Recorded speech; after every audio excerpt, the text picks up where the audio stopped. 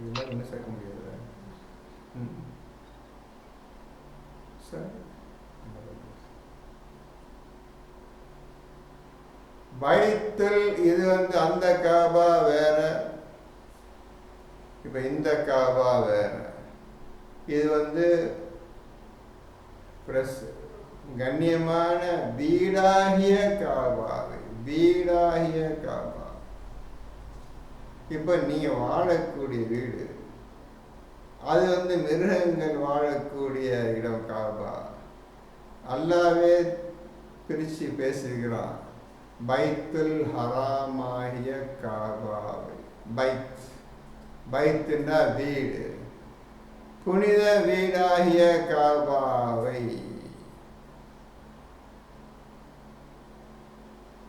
மனிதர்களுக்கு நல்லா புரிஞ்சுக்கிறீங்க, மூமிகளுக்கு முத்தகங்களை நினைச்சிடாதீங்க, மனிதர்களுக்கு நிலையான தலமாக ஆக்கியுள்ளான். பூமியில் வாழும் அனைத்து மக்களுக்கும் அல்லாஹ் இந்த பைத்துல் ஹராமாகிய காபாவை நிலையான தலமாக ஆக்கியுள்ளான். அது என்னப்பா நிலையான தலம்? ஒன்று நீங்க மூமினாவோ முத்தக்கினாவோ முஸ்லிமாவோ இன்னும் தூய்மையா ஆகல, மனிதர்களுக்கு ஆகிட்டான்.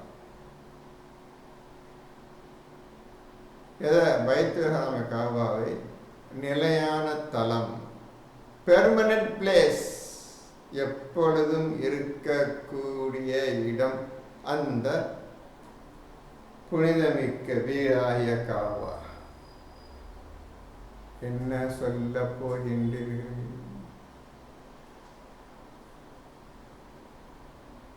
என்ன புரிஞ்சுக்கிட்டீங்க? இதுவரை நீங்க ஓதுனதில்ல. இதெல்லாம் எந்த காலத்தை நம்ம செஞ்சு சொர்க்கத்துக்கு போறது? சொர்க்கம் என்பது இப்பொழுது கிடையாது.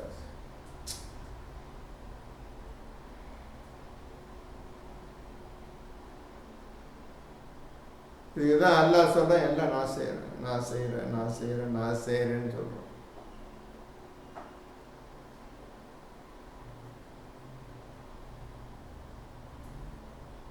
என்னப்பா சொல்ல போறீங்க?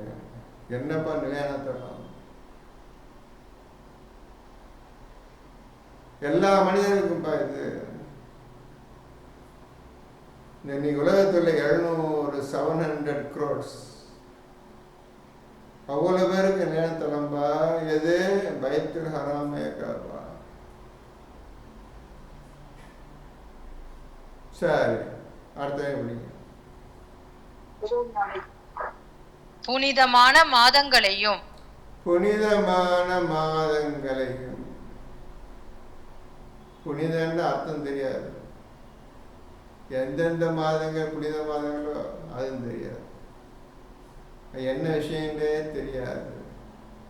குரானை ஓதி ஜிக்கர்லாம் ஓதணும்னா தெரியும், புனிதம்னா என்ன, எது புனிதமான மாதம் அவனுக்கு தெரியும், மற்ற அவனும் தெரியாது.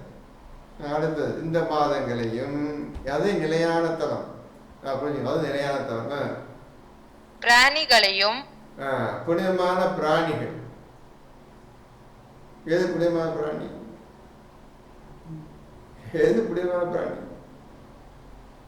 அப்புறம் அடையாளம் பெற்ற பிராணிகளையும். அடையாளம் பெற்ற பிராணிகள் இதெல்லாம் ஏழைகளுக்காக நான் அடையாளம் வச்சு, இந்த 7-8 மாடு ஆடு மாதிரி ஏழைகளுக்காக நான் வச்சுட்டேன்.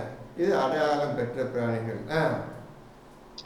அல்லாஹ் இவ்வாறு செய்தது நிச்சயமாக அல்லாஹ் வானங்களிலும் பூமியிலும் இருப்பவற்றை எல்லாம் நன்கு அறிவான் என்பதை நீங்கள் அறிந்து கொள்வதற்காகவேயாம்.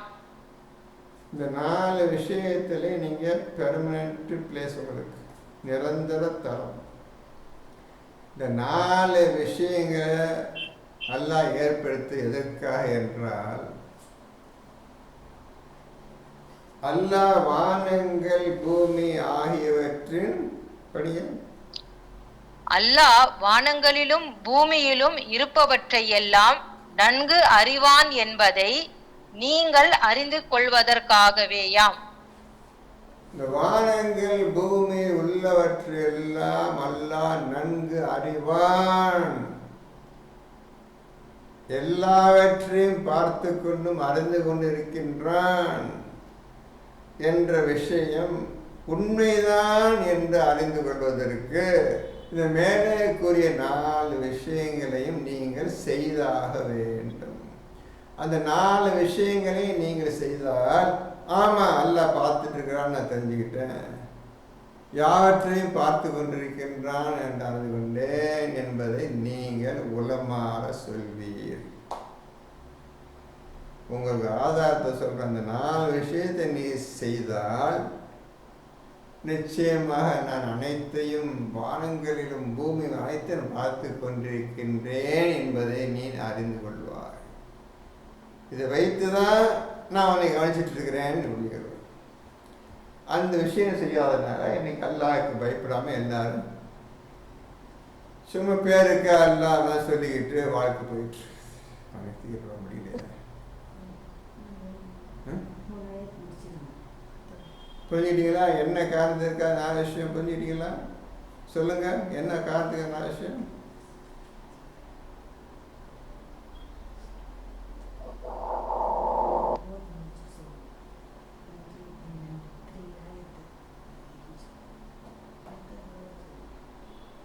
சொன்னதை சொல்ல தெரியலையாமா அவங்களுக்கு யாருக்கு?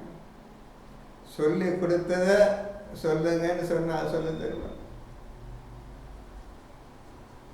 அப்போ கவனம் இல்லாம கேட்டுக்கிட்டே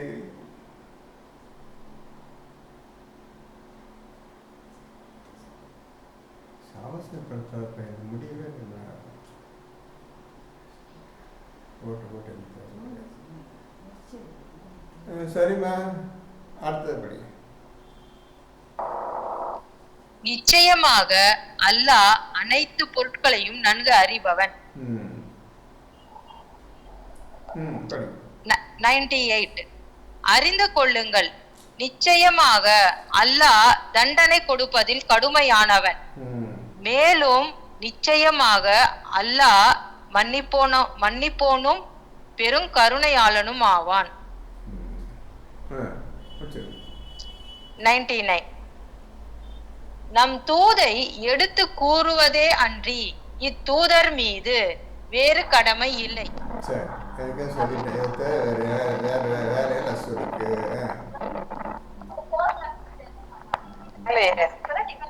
அப்படி இவ்வளவு நேரம் ஆயிடுச்சா? சரி சரி. கொஞ்சம் மியூட் போடுங்க பரிதாக்கா. 99 நம் தூதை எடுத்து கூறுவதே அன்றி இத்தூதர் மீது வேறு கடமை இல்லை. இன்னும் நீங்கள் வெளிப்படுத்துவதையும் நீங்கள் மறைத்து வைத்திருப்பதையும் அல்லாஹ் நன்கு அறிவான். 100 தீயவை அதிகமாக இருப்பது உம்மை ஆச்சரியப்படுத்திய போதிலும் தீயதும் நல்லதும் சமமாக. எனவே அறிவாளிகளே, அல்லாஹ்வுக்கு அஞ்சி நடந்து கொள்ளுங்கள், அதனால் நீங்கள் வெற்றி அடைவீர்கள் என்று நீர் கூறுவீராக.